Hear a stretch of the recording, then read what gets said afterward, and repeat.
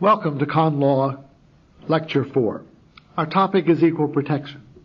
Specifically, we have three objectives. First, an overview of equal protection doctrine. Second, a look at the constitutional theory most closely based on equal protection doctrine, which is process theory. And third, a brief look at what is today the most controversial issue in current equal protection, perhaps the most controversial issue in all of con law, the question of affirmative action. Let's begin with the doctrinal overview. Generally speaking, equal protection is the same for states and the federal government, but there is a difference in terminology. The Equal Protection Clause of the 14th Amendment applies in terms only to states and localities. Technically, there is no Equal Protection Clause for the national government. Now, does that mean that the feds get a free ride when it comes to equal protection? It does not. The federal government has to play by the same rules, but under a different label. That is, equal protection rules, equal protection principles apply to the federal government, but they apply through the Fifth Amendment guarantee of due process. So you find the Supreme Court saying that the federal law violates the equal protection component of the Fifth Amendment, which is a long-winded way of saying the federal government has to play by the same rules, but under a different label. For both federal and state governments, current equal protection doctrine features three tests or standards of review. Strict scrutiny is used for racial discrimination,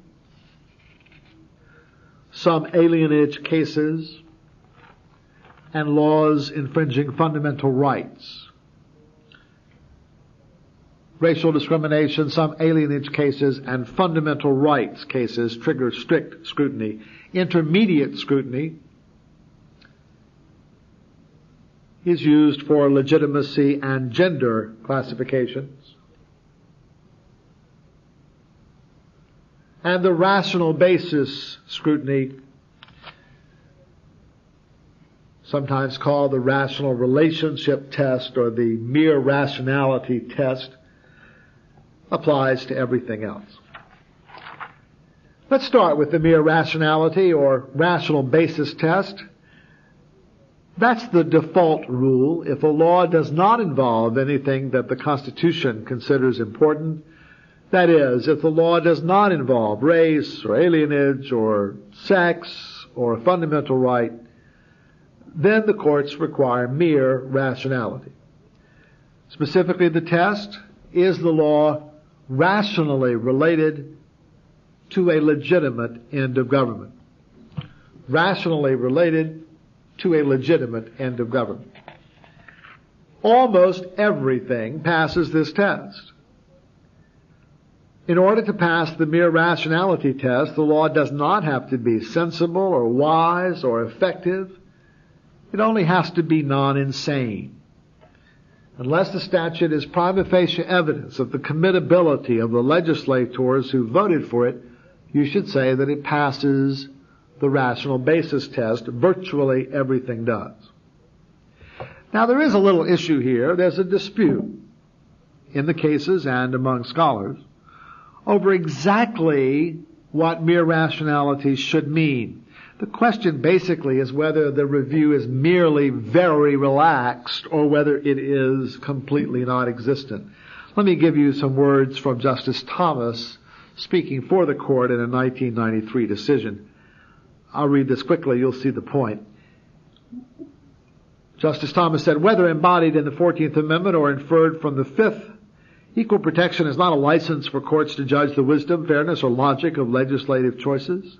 In areas of social and economic policy, a statutory classification that neither proceeds along suspect lines nor infringes fundamental constitutional rights must be upheld against equal protection challenge if there is any reasonably conceivable set of facts that could provide a rational basis for the classification. Now you see the key word there is reasonably conceivable set of facts. Virtually anything could be supported by some reasonably conceivable set of facts. Basically, under that approach, the rationality review is virtually toothless. Almost nothing can fail that test. But from time to time, some justices have argued that mere rationality should not be completely toothless, that it should have a little bite. And basically, the justices who wish to adopt that approach, on the whole, they have not prevailed. But basically, the justices who wish to adopt that approach require that the basis for the statute be not merely conceivable, but apparent, sometimes in the legislative history. Rational basis review is often talked about as a means-end scrutiny. What is the fit between means and end? Is the law under-inclusive? Does it reach fewer than the rationale would suggest? Or over-inclusive? Does it reach more broadly than the purpose requires?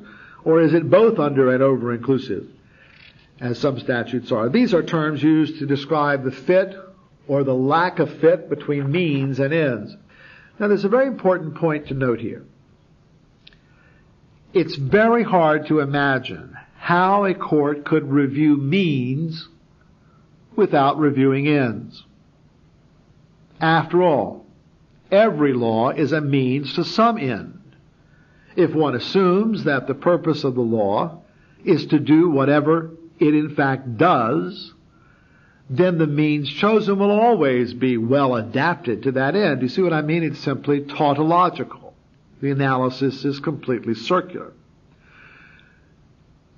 So if you wish to have meaningful judicial scrutiny of the legislative choice of means, in other words, if you wish to take rationality with bite seriously, you must have meaningful judicial scrutiny of legislative ends as well.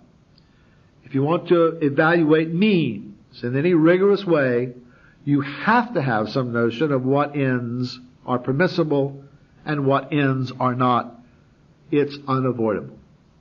Now, I think this point explains the bare handful of cases, there are not many, that flunk mere rationality review. As you've heard, almost everything passes this test. Here are the exceptions. There was a case called Zabel versus Williams, where the court struck Alaska's reverse taxation based on years of residency. Alaska basically, rather than taxing its citizens, gave them money derived from oil revenues, and the amount of money given depended on how long you'd been able to stand it in Alaska. One winter, $1,000, 2 winters, $2,000, and like that. The court found this scheme irrational because the end, the purpose of the statute, which was rewarding citizens for getting there early, was, the court thought, not a legitimate state purpose. Now you see the point. This reverse taxation scheme, based on residency, was an extremely effective means to the end of rewarding long-term residents. That's what it did. That was its purpose. When the Supreme Court struck it down as irrational, it was finding that the end, the purpose, was not permissible. There's a case called City of Claiborne versus Claiborne Living Center, where the court found that refusal to allow a group home for mentally retarded persons was not rationally related to a legitimate government purpose. Now, to be completely candid about it, very few people, I think, would say that it is utterly irrational not to want a group home for mentally retarded persons next door. It may be ungenerous or uncharitable, but it's scarcely irrational.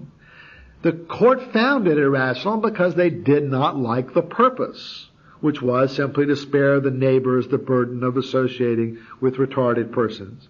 And the court refused to count that as a legitimate end. And then there's a case called Plyler versus Doe. That's Plyler, Plyler versus Doe, where the court struck down a Texas law denying public schooling to the children of illegal aliens. In this case, the court weighed the cost and the benefits of the statute and found it irrational. Now, obviously, denying schooling for the children of illegal aliens is not irrational.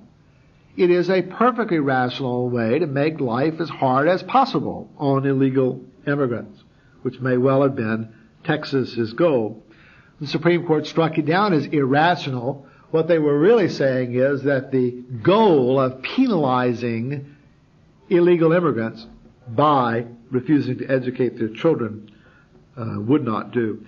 Now, the specifics of these cases aren't terribly important. As I've said, they are oddball cases. They are all exceptional cases where a statute flunked rational relationship review. The important thing to note is that in every one of these cases, the judicial scrutiny of means chosen necessarily involves judicial scrutiny of ends served.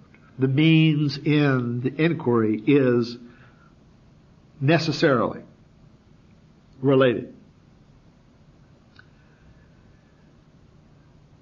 Strict scrutiny under equal protection is, of course, the compelling interest test. Usually it's phrased that strict scrutiny requires that the law be necessary for a compelling government interest. Those words, necessary and compelling, are buzzwords. Most of the time, they signal that the statute will be struck down. Almost everything evaluated under strict scrutiny is found unconstitutional. What triggers strict scrutiny under equal protection? Answer: a suspect classification or a fundamental right. Suspect classification or fundamental right triggers strict scrutiny. Let's deal first with fundamental rights. Insofar as fundamental rights are concerned, equal protection is just like substantive due process. There's a difference in label, but not in content. Both equal protection and substantive due process identify certain interests, called fundamental rights, which are thought simply too important to be infringed by government, absent a very good reason. Generally speaking, fundamental rights are the same under equal protection and due process. That is, the rights themselves are the same. And generally speaking, fundamental rights under equal protection and due process trigger the same test, the same standard of review. Is the law necessary for a compelling interest? So that in substance, equal protection and due process are the same insofar as they involve fundamental rights. What are the fundamental rights that trigger strict scrutiny? Well, privacy, which is a more modern name for substantive due process. Privacy rights include contraception, abortion, certain marriage rights, and certain rights of family relationship. All that wrapped up under the modern rubric of privacy. Interstate travel triggers strict scrutiny. It's a fundamental right. As far as I know, the right of interstate travel is never directly restricted. That is, you don't see laws saying that you can't come here or that once you come you cannot leave. Interstate travel is burdened, however, by long-term residency requirements. Make sure you see the connection. If the state said you must live here 2 years in order to vote, you must live here 2 years in order to have welfare benefits, then a person who exercised the right of interstate travel by moving into that state would pay a heavy price. The person would endure 2 years of political powerlessness, 2 years of ineligibility for welfare, a kind of penalty on interstate travel. The Supreme Court says that violates equal protection. because interstate travel is a fundamental right. Voting is a fundamental right, which means that many laws restricting the franchise are subject to strict scrutiny. Laws requiring property qualifications for voting have been struck down. The poll tax, imposing a tax on voting, has been struck down. And some other laws as well, because voting is a fundamental right. And finally, the First Amendment rights of speech, press, and religion are fundamental rights. But it's not necessary to deal with them as equal protection issues. Obviously, the fundamental rights of speech, press, and religion are independently protected under the First Amendment, and so the constitutional analysis goes forward on that basis. Note a couple of things that are not fundamental. Education, generally not a fundamental right, though some minimal guarantee of a basic opportunity to attend some sort of public school may be fundamental. This is a little confusing. Fundamental, perhaps, to have some minimal opportunity to attend some kind of public school, but as a general proposition, education is not a fundamental right, and laws dealing with educational finance, for example, are typically not subject to strict scrutiny. Also, jobs, housing, welfare are not fundamental rights. Generally, statutes dealing with employment, with welfare benefits, are subject to rational relationship review. Strict scrutiny is triggered by a law involving a fundamental right, also triggered by a suspect classification. Race is the premier suspect classification. And for constitutional purposes, race is the same as a law based on ethnic or national origin. So you might say race or ethnicity is a suspect classification. Remember, however, and this is important, a law is not a racial or ethnic classification simply because it affects different groups differently.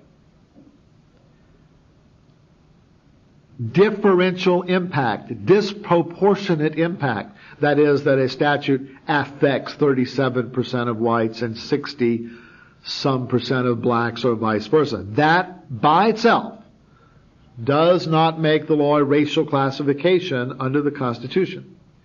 A racial classification requires proof of discriminatory purpose. Let me repeat. A racial classification subject to strict scrutiny requires proof of discriminatory purpose. That's what makes the law a racial classification. Of course, that purpose need not be explicit. It need not appear on the face of the statute. It can be proved by extrinsic evidence. So a facially neutral law, a law that looks just fine, may be found to be a racial classification if it was in fact intended to discriminate, but that's the key question. Is there discriminatory purpose? Other than race or ethnicity, the only other suspect classification is alienage. That's the requirement of United States citizenship. Alienage is only suspect sometimes. Specifically, here's the short version of a confused little body of law. Specifically, the U.S. citizenship is treated as a suspect classification when it is used to exclude legal aliens from government benefits or from access to private employment. Let me repeat. Alienage is a suspect classification. That is a requirement of U.S. citizenship as a suspect classification when it excludes legal aliens from government benefits, such as welfare benefits or in-state tuition, or access to private employment, such as the ability to work as a lawyer, for example. In most other circumstances, alienage is not a suspect classification In most other circumstances, it does not trigger strict scrutiny. Intermediate scrutiny is a little less demanding than strict scrutiny. The test is usually phrased as follows: is the law substantially related to important government interests? Substantially related to important government interests. That's the intermediate scrutiny test, and it's a little less demanding than asking whether the law is necessary to a compelling interest. The classifications that trigger intermediate scrutiny are legitimacy and sex-based laws. And under this test, most legitimacy statutes are struck down, most sex-based laws are struck down, but not all. If there's a really good reason, then the law may be upheld.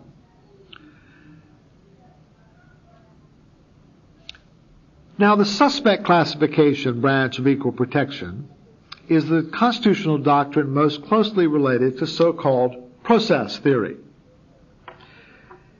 Process theory is one of the major intellectual approaches to con law. And I think it's something you want to know about, be prepared to discuss on your exam. It relates most clearly, but by no means exclusively, to equal protection.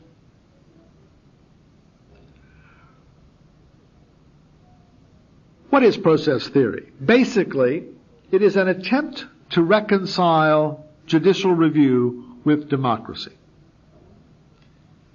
An attempt to reconcile judicial review with democracy. It is a response to what is known as the counter-majoritarian difficulty.